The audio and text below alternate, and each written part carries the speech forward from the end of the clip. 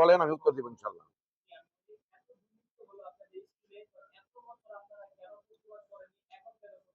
আচ্ছা, আপনি একটু ধৈর্য ধরে শোনেন।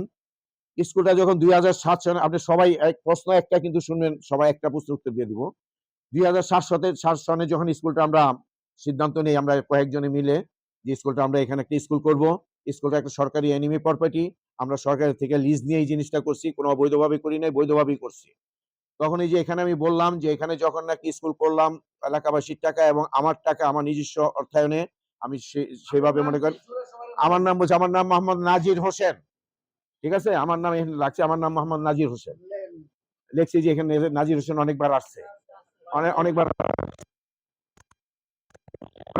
তখন আমি কয়েকজনের জন্য অনুভব করলাম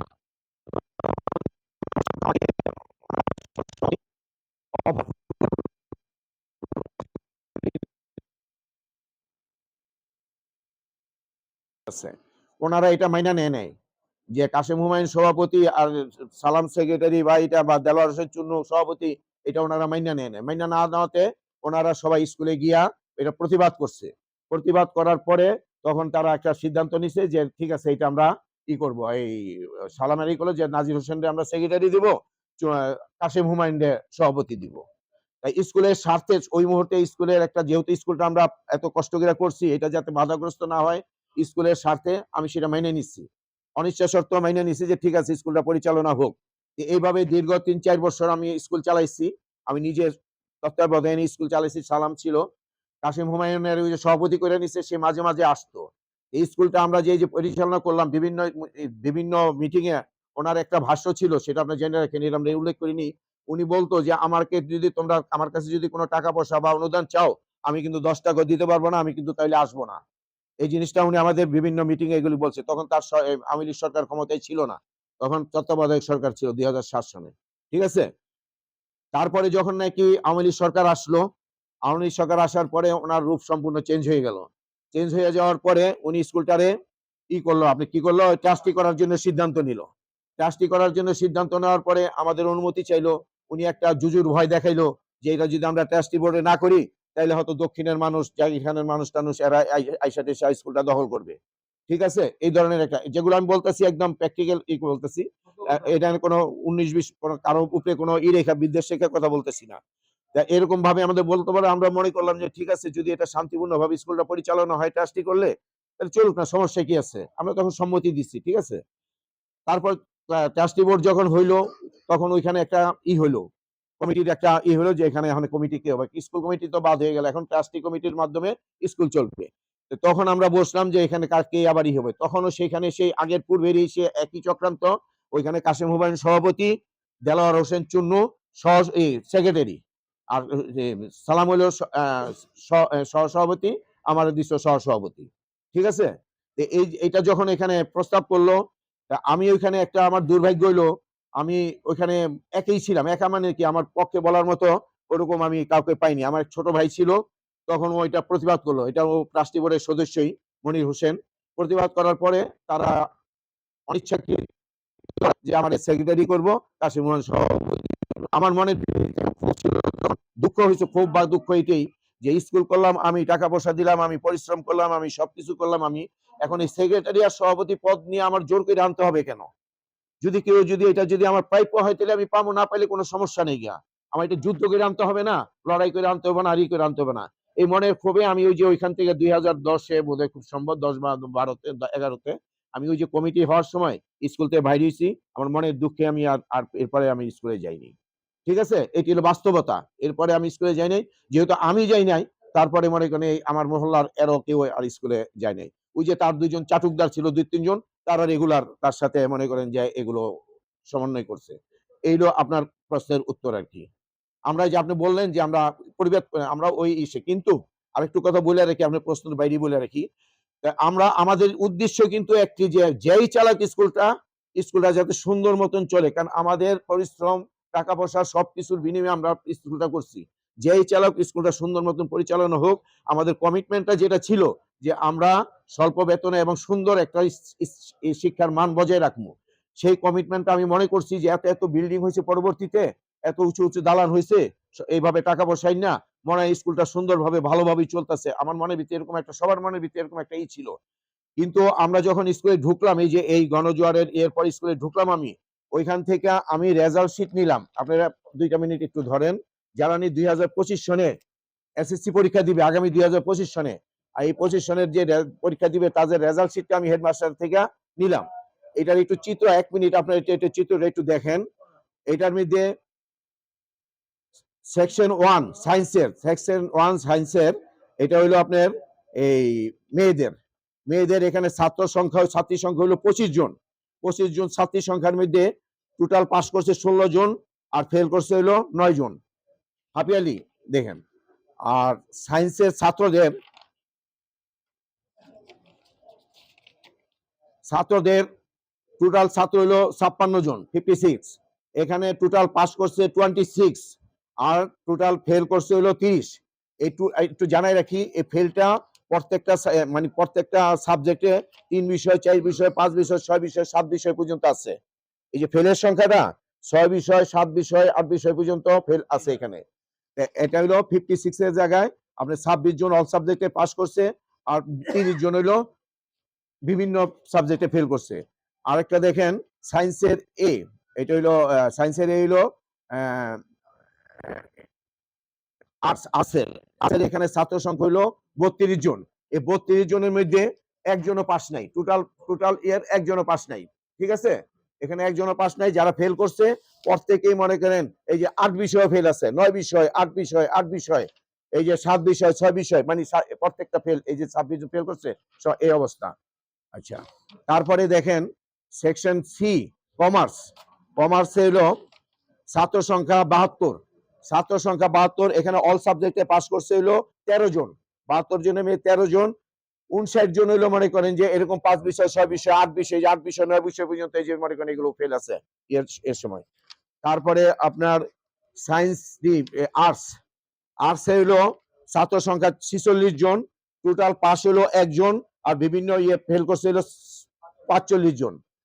কথা বলছেন? এগুলো কিন্তু এই যে ফেলটা দেখেন আপনার 9 বিষয়, 8 বিষয়। হ্যাঁ,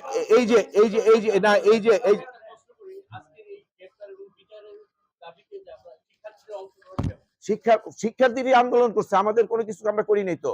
এই যে 2020 সনে এই যে 20-8 যে আন্দোলন, 20-8 যে আন্দোলনটা হয়েছে, আমি বলি, আমি নিজে ছাত্রছাত্রীরা যে আন্দোলন করবে, আমি আল্লাহর কসম খেয়ে বলতেছি, এটা আমি এই 19 তারিখে রাত্রে 1টা বাজে আমাকে এক শিক্ষার্থীর অভিভাবক আমাকে ফোন করে বললো আমার ছাত্ররা, আমার ছেলেরা স্কুলে লয়ে গেছে রাতে 11টা বাজে, ওর মারে এবং ওরে 1 ঘন্টা দাঁড়ায় করে রাখছে, আমার বাড়ি ভাড়াটিয়া, হুমকি দুমকি দিচ্ছে ওরে, এই অবস্থা আমার জানিলো। ওই রাতে 1টা বাজে শুধু আমার নলেজ আইলো যে আগামীকাল এখানে একটা ছাত্র আন্দোলন হবে।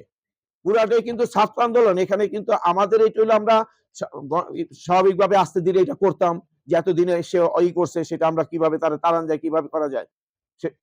হ্যাঁ হ্যাঁ, মোটামুটি শেষই, আপনার বলেন। হ্যাঁ,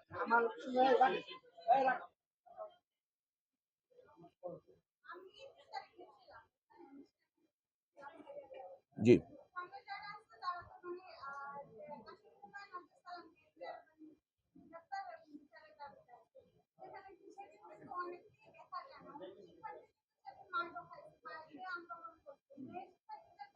হ্যাঁ, জি ঠিক। আমরা প্রতিবাদ করি নাই বললে আপনি কি বুঝছেন? 1 মিনিট আমি উত্তর দিই। যেদিন আপনি কয় তারিখে ছিলেন? 20 তারিখ। 20 তারিখে ছাত্রদের ছিল কি ঘটনাটা, 20 তারিখের ঘটনায় আমি ছিলাম, এটা আমার সাবজেক্ট না। ঠিক আছে, ছাত্রদের সাবজেক্ট, এটা আমার সাবজেক্ট ছিল না। তখন মনে করেন মহল্লা থেকে ছাত্রদের সাপোর্টিং, মহল্লাবাসী সবাই ছাত্রদের সাপোর্টিং করছে। এই যে এই লোক নিজে থাইকা মনে করেন যে পদত্যাগ করাইছে। কথা বুঝছেন? ওইটা 20 তারিখে শুধু ছাত্রদেরই আন্দোলন ছিল এবং ছাত্ররা এটা আন্দোলন করছে এবং সালামরে যে মনে করেন করছে, লাঞ্ছিত করছে, এটা ছাত্র করছে। মহল্লার যে আছে সেখানে আমি ছিলাম না। ঠিক আছে, আমি 20 তারিখে সন্ধ্যার সময় গিয়া আমার বিবেকের তাড়নায় আমি গিয়া 21 তারিখে আমি গেছি। 21 তারিখে আমি নইছি 20 তারিখে সন্ধ্যার যে স্কুলে কিভাবে পরিবেশ ঠিক করা যায়, ছাত্রদের কিভাবে রক্ষা করা যায়। বলেন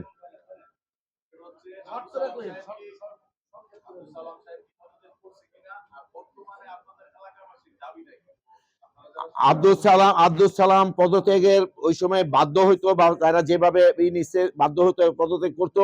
ইন্ডিপেন্ডেন্ট টাইম সে সত্যি সত্যি কি হয়েছে কিনা জানি না, স্ট্রোকের বান করে সে ওখানে পড়ে গেছে। স্ট্রোকের বান করে পড়ে গেছে, পরে ওটা উনি ওখান থেকে পালাই আসছে, ওইখানে মানুষে নাজেহাল করছে তারে। তারপরে আর তার সাথে আমাদের কোনো যোগাযোগ হয় নাই। কিন্তু কাসেম হুমায়ুনের সাথে সমন্বয়কারীদের 21 তারিখে যোগাযোগ হয়েছে, স্কুলে বসেই যোগাযোগ হয়েছে, টেলিফোন যোগাযোগ করছে। তখন সমন্বয়কারীদের কাছে টেলিফোনে কাসেম হুমায়ুন পদত্যাগের কথা স্বীকার করছে। এটি হলো কথা। দাবিতে আমাদের দাবি হইলো, আমাদের এলাকার বাসীর দাবি হইলো, এই ট্রাস্টি বোর্ড অবৈধ একটা ট্রাস্টি বোর্ড। এই ট্রাস্টি বোর্ডটা সম্পূর্ণ 90%ই তাদের পারিবারিক সদস্যদের নিয়ে, বন্ধু বান্ধবদের নিয়ে করছে। স্কুলে যারা নাকি এই স্কুল প্রতিষ্ঠা করছে, যে এলাকাবাসীর টাকা পয়সায়, তাদের কোনো সময় কোনো মূল্যায়ন হয় নাই, তাদের কোনো সময় ডাকে নাই। এই যে ব্যাপারটা এখানে বিশাল। আর স্কুলের যে পরিস্থিতির কথা বললাম আপনারা, এই যে শিক্ষার মানের ব্যাপারে, এই যে বিভিন্ন ধরনের এখানে সংস্কৃতির নামে মনে করেন প্রতি মাসে বিভিন্ন ওই এমপি মন্ত্রী গয়না এখানে অনুষ্ঠান করতো। কাসেম হুমায়ুন বলে আসতো যে আমি একটা স্কুল করছি, দেখা যান। তার ক্রেডিটের জন্য সে তাদের আনতো, তার ক্রেডিট দেখানোর জন্য। কোনো গেস্ট বা কাসেম হুমায়ুন কোনোদিন স্টেজে দাঁড়ায় বলে নাই যে এটা এলাকারবাসীর অর্থায়নে এই স্কুলটা হয়েছে, এলাকারবাসীকে কৃতজ্ঞতা জানাই। কোনো গেস্টের মুখে আজ পর্যন্ত এলাকাবাসী শোনেন নাই। শুনছেন আপনারা কেউ? শোনেন নাই। এই ধরনের স্বৈরাচারী মনোভাব থাকার জন্যই আজকে বিস্ফোরণটা ঘটছে, আর কিছু না। মহল্লাবাসী ট্রাস্টি বিলুপ্তি এবং কমিটি বিলুপ্তি।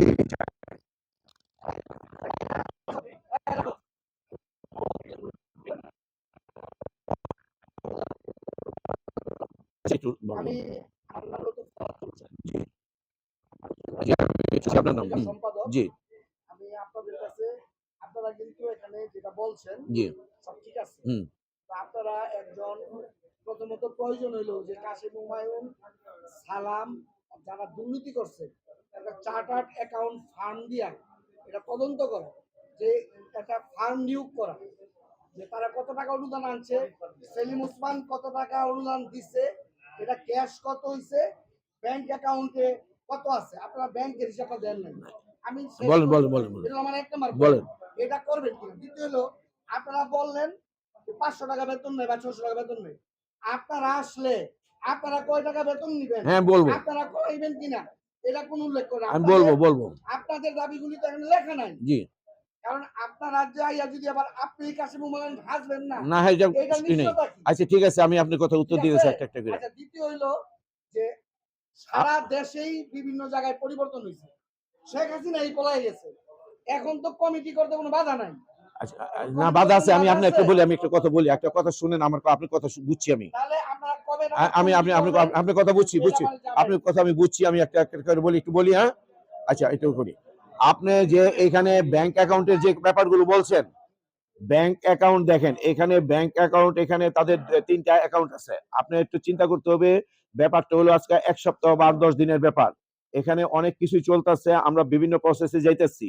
এটা একটা ট্রাস্টি বোর্ডের স্কুল, এটা একটা ট্রাস্টি বোর্ডের স্কুল। এটা ইচ্ছা করলে যে কোনো সময় ডিসি এটা ভেঙে দিতে পারে না। এখানে আইন কানুন আছে। আমরা ডিসির কাছে গেছি, ডিসির কাছে আমাদের স্মারকলিপি দিচ্ছি, পুরো চিত্র আমরা তুলে ধরছি। ডিসি বলছে এটা আইনগত ভাবে কিছু ব্যাপার আছে, আপনারা আইনগত ভাবে যান, আমরা আইনগত ভাবে যেতেছি, ঠিক আছে। এখন ডিসিও আমাদের কাছে নলেজে দিছি। অ্যাকাউন্টের ব্যাপারে আপনি যেটা বললেন, অ্যাকাউন্ট এখানে 3টা অ্যাকাউন্ট আছে, একটা ট্রাস্টি বোর্ডের অ্যাকাউন্ট আছে, 2টা স্কুলের অ্যাকাউন্ট আছে। কিন্তু এই অ্যাকাউন্ট গুলো আমরা নিতে পারতেছি না, যেহেতু তারা আমাদের ধরাছোঁয়ার বাইরে আছে। এখন ধরাছোঁয়ার বাইরে আছে, কারণ আমরা এখন স্কুলটা পরিচালনার জন্য জোর দিতেছি, মানে নজর দিতেছি যে স্কুলটা যদি কোনো রকম কোনো ডিস্টার্ব হয়, তাহলে এটা আমরা সহজে এটারে করতে পারবো না। এইটা যাতে স্বাভাবিকভাবে আগের নিয়মে সুন্দরভাবে চলে, স্কুল ক্লাস কার্যক্রম, সেটার দিকে নজর দিতেছি। আগামী 7 তারিখে আমাদের স্কুলে বেতন দিতে হবে, টিচারদের বেতন দিতে হবে। অথচ অ্যাকাউন্টে এখন সেই হিসেবে আমি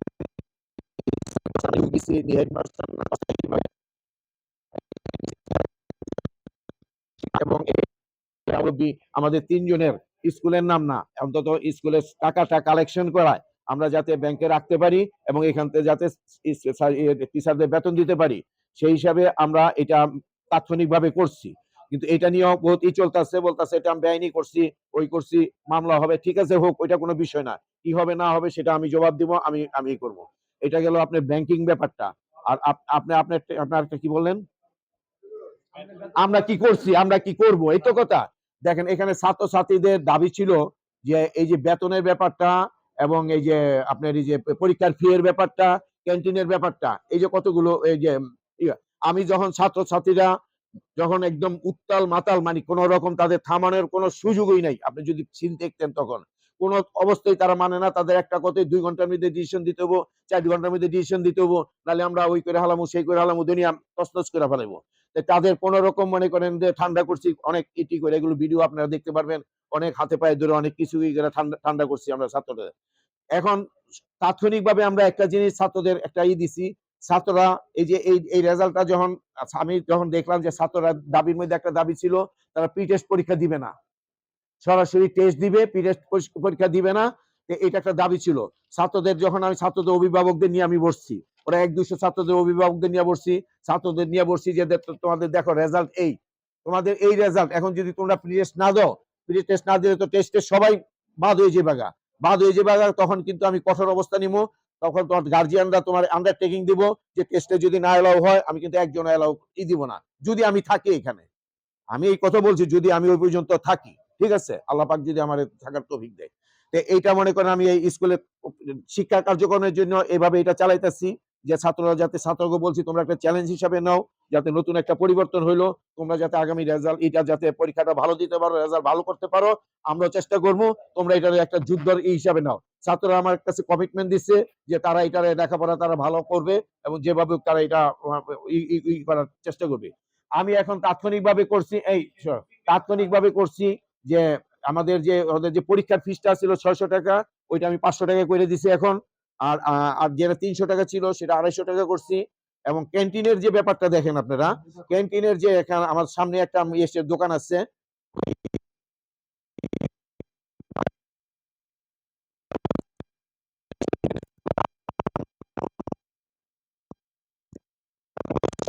ওইখানে প্রতিটা পিসের দাম ছিল 5 টাকা।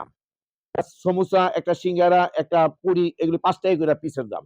তা আমি যখন ওখানে ঢুকলাম তখন আমার কানে আসলো যে ওইটা 5 টাকা না, ওইটা 5টা 4 টাকা, 4.5 টাকা দেওয়া হইতো ওই সমোসাওয়ালারে, দোকানদারে 4.5 টাকা দেওয়া হইতো, ছাত্রদের থেকে 5 টাকা নেওয়া হইতো, আর 50 পয়সা মনে করেন স্কুলের ফান্ডে জমা হইতো। এটা আমার কাছে আসলো, এবং এটা সত্যি ঘটনা। আমি হেডমাস্টার কাছে জিজ্ঞেস করলাম, আর জিজ্ঞেস করলাম, অ্যাকাউন্টের কাছে জিজ্ঞেস করলাম, সবাই করে যে ঘটনা সত্যি। ঠিক আছে, তখন এটা শোনার পর আমার খুব খারাপ লাগলো যে এত এত বড় স্কুল, লক্ষ লক্ষ কোটি টাকা যার নাকি ইয়ে আছে। আমার কানে আসছে 5 কোটি টাকা বলে ফান্ডে আছে, হিসেব ওই ট্রাস্টি বোর্ডে বলে 5 কোটি টাকা আছে। এত বড় বড় স্কুল, এখানে এই সামান্য ওই ছাত্র খাবারের মধ্যে হাত দিচ্ছে, কত নিম্নমানের নিম্নরুচির মানুষ হলে ওইখানে হাত দেয়। তখন আমি ওই ওই কুড়িওয়ালারে ওরা ডেকে আনলাম, ভাই তুমি বলো তো এখন থেকে যা হওয়ার হয়েছে, তুমি এখন কি করবা। তুমি আমার বললাম, তুমি যেই মানের জিনিস দিতা সেই মানের ওই সাইজের জিনিস দিবা, ডেলি তেল ডেলি ব্যবহার করবা, মান ঠিক রাখবা, তোমার আমরা 4 টাকা দিব। তুমি কি পারবা, পোষাইতে পারবা?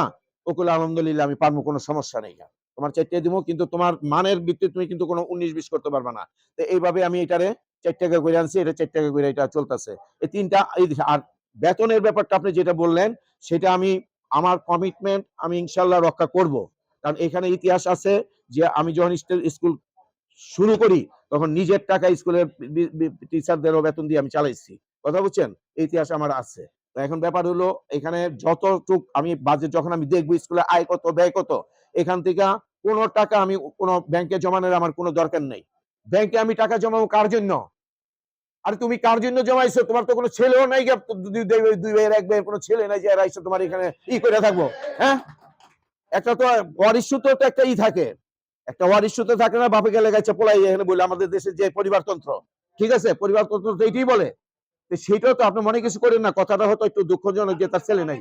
কিন্তু তুমি এই যে 5 কোটি টাকা কেন তুমি ব্যাংকে জমাইছো, আর কেন এই যে টাকাটা আজকে 570 টাকা, ওইটা একটা আপনি চিন্তা করতে পারবেন না। ওরা গরিব এলাকা। গরিব এলাকা, এই 12 বছরে আমার কাছে অন্তত 100 গার্জিয়ান গেছে আমার একটু বেতন মাপের লেখা সুপারিশ করে দেন। আমি এই স্কুল থেকে আইসা পড়ছি, আমি পারবো না সুপারিশ করতে, তুমি আমার তুমি 2,000 টাকা নিয়ে যাও, তুমি বেতন দিয়ে দাও।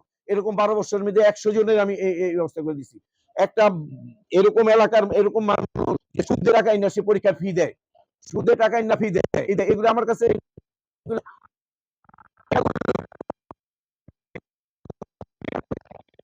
আর আপনি বসেন, আপনাদের একটু বসেন দিব দিব না, খাবারগুলি দাও। 1 মিনিট একটু শুনি। হ্যাঁ জি, এতদিন কেন চাই নাই সেটা তো বললাম, এটা বলছি আমি, এতদিন আমি ভিতরে ঢুকি নাই তো, আমরা জানি না তো। আমরা টেস্টের অনুমোদন 1 মিনিট, টেস্টটা অনুমোদন তো আমরাই দিছিলাম।